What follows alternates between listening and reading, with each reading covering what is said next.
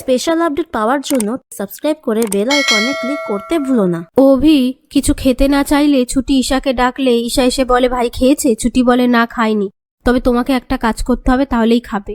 এ কথা শুনে ঈশা রাজি হয়ে যায়। এরপর ঈশা ও ছুটি মই নিয়ে বাড়ির পেছনে এসে তাদের ঘরের জানলার পাশে মইটা সেট করে ছুটি দেখায়, দেখো তো ঠিক আছে কিনা। ঈশা বলে আমি কি করে জানবো? ছুটি বলে কেন, তুমি আর ঝুমকি তো এই জায়গাতেই মইটা ফিট করেছিলে। তখন ঈশা বলে হ্যাঁ ঠিক আছে। তারপর ছুটি মই বেয়ে জানলার ফাঁক দিয়ে অভিকে ডেকে বলে আপনি দরজাটা খুলুন, আমি এখানে কতক্ষণ দাঁড়িয়ে থাকবো।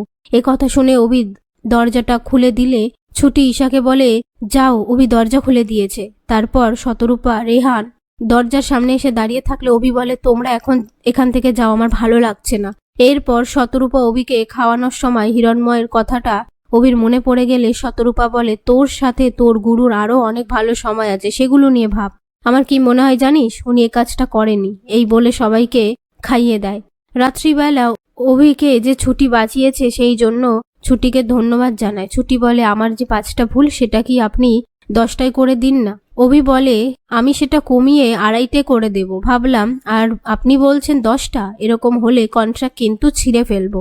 এই কথাটা ঈশা শুনতে পেয়ে অভিকে বলে কিসের কন্ট্রাক্ট? অভি তখন কথাটা ঘুরিয়ে দেয়।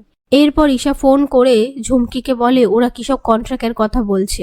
ঝুমকি বলে হ্যাঁ আমিও শুনেছি, ওরা আপনি আগে করে কথা বলে, তাহলে আমার প্ল্যানটা শোনো। এই বলে ঈশাকে প্ল্যানটা বলে। পরের দিন ছুটি অভি অফিসে বেরিয়ে যাওয়ার পর ঝুমকি ও ঈশা তাদের ঘরে একটা ড্রেস রেখে যায়। ঈশা বলে এবার তোমার প্ল্যানটা কাজে লাগানোর সময় হয়ে এসেছে। ঝুমকি বলে আমিও দেখতে চাই ওদের মধ্যে কি সম্পর্ক, চলো আমরা গিয়ে বাথরুমে লুকিয়ে পড়ি। তারপর ছুটি অফিস থেকে নিজের ঘরে এসে গিফটটা দেখতে পায়, আর সেখানে একটা কাগজে লেখা আছে এটা শুধুমাত্র তোমার জন্য ছুটি, ইতি তোমার অভি। এই সমস্ত কিছু ঝুমকি ও ঈশা আড়াল থেকে দেখতে থাকে। আর ছুটি সেই হাতের লেখাটা দেখে অভির ডায়েরি সাথে মিলিয়ে বলে এটা তো উকিল স্যারের হাতের লেখা নয়, এটা ঝুমকির হাতের লেখা।